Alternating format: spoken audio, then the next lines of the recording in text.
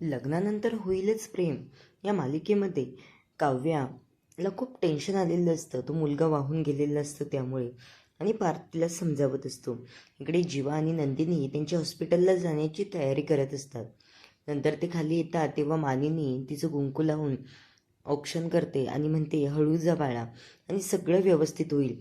आता नंदिनी 3 महिन्याची प्रेग्नंट दाखवलेली आहे आणि आर्या आत्ता सरोगन्सीसाठी स्टार्ट करते. आता हा गॅप हे कसा भरून काढतील हे आपल्याला पुढील भागामध्ये बघायला भेटेलच. जीवा आणि नंदिनी विक्रमरावांचा पाया पडायला येतात तेव्हा ते नंदिनीशी बोलतात, नंदिनीला शुभेच्छा देतात आणि जीवाशी न बोलताच तिथून निघून जातात. जीवा म्हणतो, बाबा थांबा ना, मला पण अपेक्षा आहे तुमची की माझं होणारं बाळ माझ्या बाबांच्या सावलीत खेळलं पाहिजे. तरी ते तिथून निघून जातात.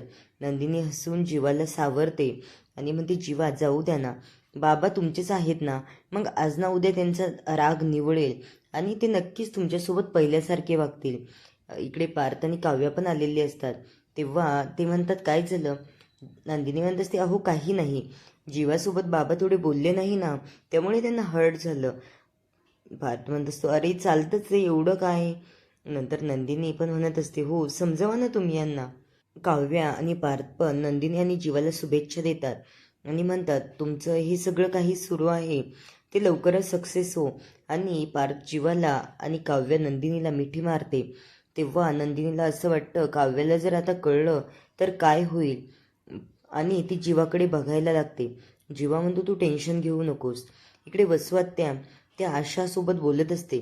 त्या आशाला ते जे पॉकेट सापडलेलं आहे ना, ती आशा त्या वसवात्यांना काही सांगतच नसते. वसवात्या म्हणते, आशा काय लपवते तू माझ्यापासून? आशा म्हणत असते, अहो काही नाही, आणि ती तिथून चालत जाण्याचा प्रयत्न करते. वसवात्याला काहीतरी कळतं की ही काहीतरी लपवते, पण ती आशा ताई सांगतच नाही. इकडे डॉक्टरकडे आलेले असतात तेव्हा नंदिनी जीवा बोलत असताना ते म्हणत असतात, हे बघा आता तुमची गर्भप्रक्रिया सुरू होत आहे, त्यामुळे तुम्हाला खूप अलर्ट राहावं लागेल. आणि आर्या ही खूप चांगली मुलगी आहे की तुमची सर्वन्सिस मदर म्हणून तयार झाली. इकडे आर्या येते तेव्हा जीवा तिच्या पाया पडतो आणि म्हणत असतो, खूप आभारी आहोत आम्ही तुझे, कारण तू आमच्यासाठी एवढा मोठा धोका पत्करायला तयार झाली. नंदिनी म्हणत असते, हो. ती म्हणत असते, अरे गाईज हे काय करताय तुम्ही? नंदिनी म्हणत असते, अगं मला पण तुझ्या पाया पडू दे. आर्या तिला थांबवते आणि म्हणते, काय ग हे, मी तुमचीच आहे ना. आणि ती जी पर्स खाली ठेवते त्या पर्समध्ये त्या गोळ्या असतात. त्या गोळ्या मेंटली डिस्टर्ब असताना घेत असतात तेव्हा ते नंदिनीला लगेच कळतात. आणि नंदिनी म्हणत असते, हे काय, ही काही व्हिटॅमिनच्या वगैरे गोळ्या घेत नाही आहे, ही तर वेगळ्याच गोळ्या घेते. आणि ती जाताना या दोघांना पण मिठी मारते आणि तिथून ऑपरेशन थिएटरमध्ये जात असते. तेव्हा जीवा आणि नंदिनी तिला परत शुभेच्छा देतात आणि म्हणतात, तू जे आमच्यासाठी करते ना ते खरंच आभार मानण्यासारखं तर नाहीच, पण आम्ही तुझे उपकार कधीच विसरणार नाही. आता नंदिनीला आठवतं ती सकाळी दूध नसलेलं आणि ती म्हणते अपशगुन झालेला. जीवा म्हणत असतो, अगं नंदिनी कशाला असा विचार करते, असं काहीही होणार नाही, तू काळजी करू नकोस बरं. इकडे आर्या ऑपरेशन थिएटरमध्ये पोहोचलेली असते आणि तिला खूप भारी फिलिंग होत असतात की आता माझं ते हरवलेलं बाळ मला परत मिळेल. तिला तिच्या नवऱ्याची आठवण येते. इकडे ती आशाताई ते पॉकेट घेते आणि तिला आठवतं की विजयच कुणाच तरी सोबत बोलत होता त्या पॉकेटाबद्दल आणि ती म्हणते, हे पॉकेट मी मानिनीताईंना नेऊन देते, म्हणजे या पॉकेटामध्ये नक्की काय आहे हे त्यांना पण कळायला हवं. आणि विजय कोण आहे हे तिने बघितलंय ते पॉकेट उघडून, त्यामुळे विजयचं काहीतरी सत्य लवकरच बाहेर येणार आहे. इकडे विजय त्याच्या मित्रांसोबत त्या पॉकेटबद्दलच बोलत असतो की माझं ते पॉकेट सापडलं नाही तर खूप मोठा प्रॉब्लेम होऊ शकतो. आर्या खूप आनंदात असते आणि लगेच नंदिनी इकडे धावत पळत येते ते गोळ्या बघितल्यानंतर आणि म्हणते, थांबा, आमचं बाळ आर्याच्या पोटात वाढणार नाहीये. जीवा म्हणत असतो, नंदिनी हे काय बोलतीये तू? इकडे आर्या पण दचकून उठून उभी राहते आणि म्हणते, हे काय बोलतीये नंदिनी तू? आतापर्यंत तर तू तयार होतीस ना, मग आता काय झालंय? नंदिनी म्हणत असते, आज मला कळलंय की तू मेंटल असल्याच्या गोळ्या घेते ना की व्हिटॅमिनच्या, आणि ते आमच्या बाळासाठी खूप धोकादायक आहे. इकडे आर्या विजयला फोनवर बोलताना ऐकत असते, पण त्याच्या मागून लपतछपत इकडे खाली येण्याचा प्रयत्न करते. इकडे विक्रम मानिनीला खुणावतो आणि म्हणतो, हा बघ विजय कुणाशी तरी फोनवर बोलतोय. आणि जोपर्यंत हा घरामध्ये कुठे पण दिसला तिथे अशी निगेटिव्हिटीच जाणवते. मानिनी म्हणत असते, हो ना. आणि ही पॉकेट लपवताना जात असताना वसवाते तिला आवाज देतात, म्हणते, आशा कुठे चाललीस ग आणि काय लपवतीये? थांब, ते पॉकेट विजयरावांचं आहे, ते कुठे नेऊ नकोस बरं, थांब इथे. आणि ती खूप जोरात पळत खाली जात असते. इकडे विजय पण बघतो तिच्या हातातलं पॉकेट आणि तो पण थांबवायचा प्रयत्न करतो. आता विजय खूप घाबरलेला असतो. वसवाते म्हणत असतात, अगं थांब. हिच्या हातातून तेवढ्यातच पॉकेट खाली पडतं. तेव्हा विजयला लगेच ते पॉकेट दिसतं की ते पॉकेट माझं आहे.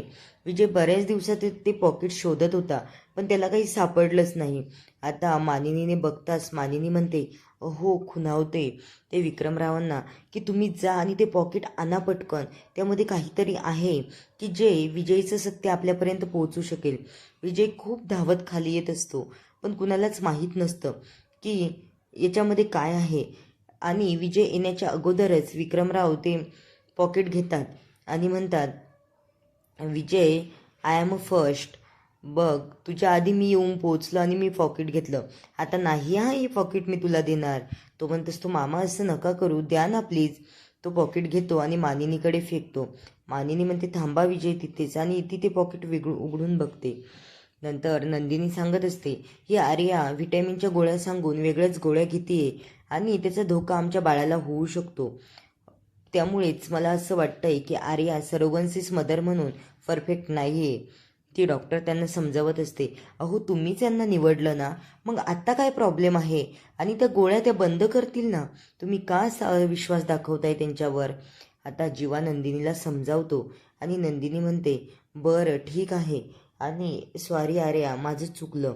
मी खूप बोलले ना रागाच्या भारात, त्यामुळे नंदिनीला आता रडायला येतं. आणि हे डॉक्टर तिला समजावत असतात की तुम्ही हे खूप चुकीचं केलं आहे. इकडे त्या पॉकेटांची धांदल सुरूच आहे अजून पण. वसवाते खूप धावत यायला लागतात, तरी मानिनी ते पॉकेट देतच नाही. ते विजय पण येतो. नंतर इकडून काव्या आणि पार्थ पण येतात. काव्यामध्ये बोलते की काय आहे त्या पॉकेटमध्ये एवढं, का लपवताय, बघू द्या की सगळ्यांना. मानिनी म्हणत असते, हो तर, हे तर बघू पण देत नाही. वसवाते म्हणत असते, मानिनी हे सगळं तू खूप चुकीचं करते, याच्यात काही पर्सनल स्पेस असतात ज्याची त्याची. काव्या म्हणत असते, नंतर विक्रमराव म्हणत असतात, वसुताई तू मध्ये मध्ये नको करूस बलं, ते विजय कसा आहे ना हे आम्हाला माहीत आहे. नंतर काव्या म्हणते, हो ना, जो माणूस देशमुखांचं कॉन्ट्रॅक्ट स्वतःकडे वळवून घेऊ शकतो तो त्या पॉकेटातले डॉक्युमेंटही स्वतःकडे वळवून घेऊ शकतो. त्यामुळे बघू द्या जे काय आहे ते, आणि सगळ्यांना खरं सांगा. विक्रम म्हणत असतात, वसुताई दे ते पॉकेट लवकर, मला हवंय ग ते. काव्या म्हणत असते, यामध्ये नक्कीच काहीतरी आहे, म्हणून ही सगळी अशी लपवाछपवी करत आहात. आणि विजयला खूप राग येतो आणि तो खूप घाबरतो की यामध्ये त्याची काहीतरी पर्सनल डॉक्युमेंट आहे. पार्थ म्हणत असतो, विजय काय आहे ते सांग ना, उगाच का लपवाछपवी करतोय? आणि बरेच दिवस झाले मी तुला बघतोय की तू खूप काही गोष्टी लपवतोय. मानिनी सांगत असते, वसुताई हा तुमचा जावाई आहे ना, मी एक दिवस मध्यरात्री पॉकेट शोधताना बघितलं होता आणि त्याने मी गेल्यावर असं नाटक केलं की पायामध्ये काहीतरी घुसलंय. आणि काय म्हणाला माहिती आहे का, तुमच्या ज्या 2 गरोदर सुना आहेत त्यांच्या पायामध्ये लागेल म्हणून मी हे शोधत होतो. नंतर पुढील भागामध्ये नंदिनी ती बॉटल घेऊन येते आणि आर्याला दाखवते, हे बघ हे काय आहे. आणि इकडे पॉकेटाबद्दलच चर्चा सुरू असते. तेव्हा मानिनी ती पॉकेट घेते आणि उघडते. त्यामध्ये आता नेमकं काय आहे हे आपल्याला उद्याच्या भागामध्ये कळणार आहे. त्यामुळे पुढील भाग नक्की बघा. आणि वसुआत्या ते पॉकेट सोडायला तयारच नसते, पण काव्या आणि पार्थ, मानिनी, विक्रम सगळेच त्यांच्या खूप मागे लागलेले असतात की त्या पॉकेटमध्ये काय आहे हे त्यांना बघायचं आहे.